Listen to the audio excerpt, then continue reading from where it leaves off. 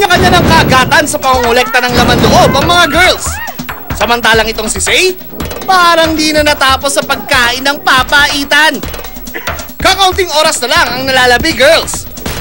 Talian nyo sa paghahanap at paglilipat ng laman loob. Sayang ang puntos. Kaya mo yan, Say! Ubusin mo, kaya mo ubusin yan! Say, meron kaming nato ni Coco dyan. Hindi ako leading sa challenge na to. Sure.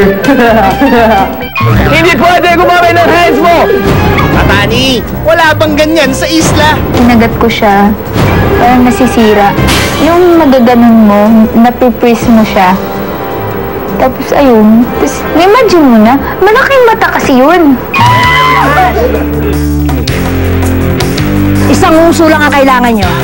Wala nang uso eh. Say, matagal ka pa ba? 20 seconds! Kasi ininom mo na ninigas na.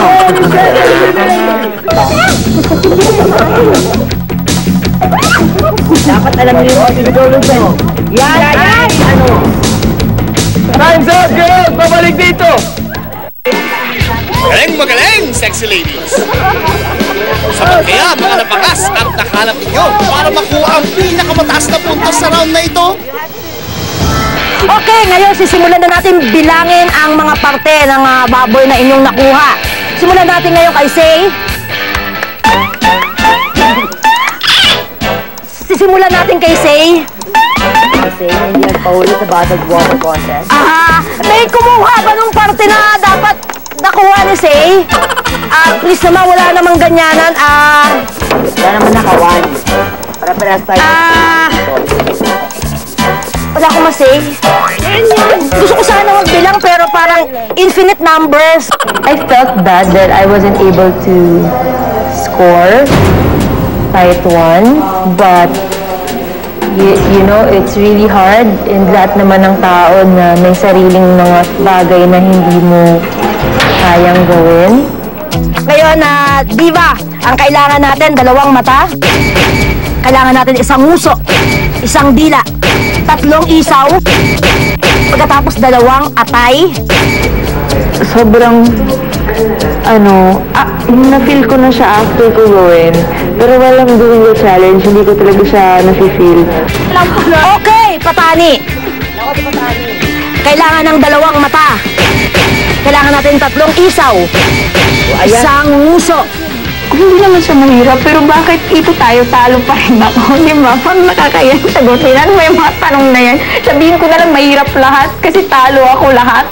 Sa'yo naman, 2 atay, isang dila, isang uso, 3 isaw, at 2 mata. Nung nagdalaran na, I really, felt disappointed. Kasi parang alam ko kasi nadiri ako. Kung hindi ako nag-focus dun sa diri, kung binlock ko yung mind ko, sana mas mina-achieve pa ako. Ngayon, siya na! Tingnan naman natin ngayon ang iyong nakuha, 2 atay. Kailangan natin isang dila. Ganon din ang muso, isang muso. Wala ako nakuha. 3 isaw. Tapos 2 mata. Sabi ko, okay lang, bawi uli. Kasi, yun lang naman yung hindi ko nakuha. Ang score nila sa challenge na ito ay...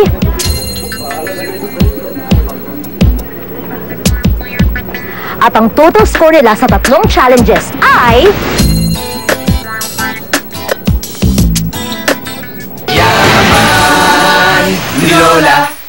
Susunod, ang panghuling challenge na siyang gugulat sa ating mga reality beauties. Abangan!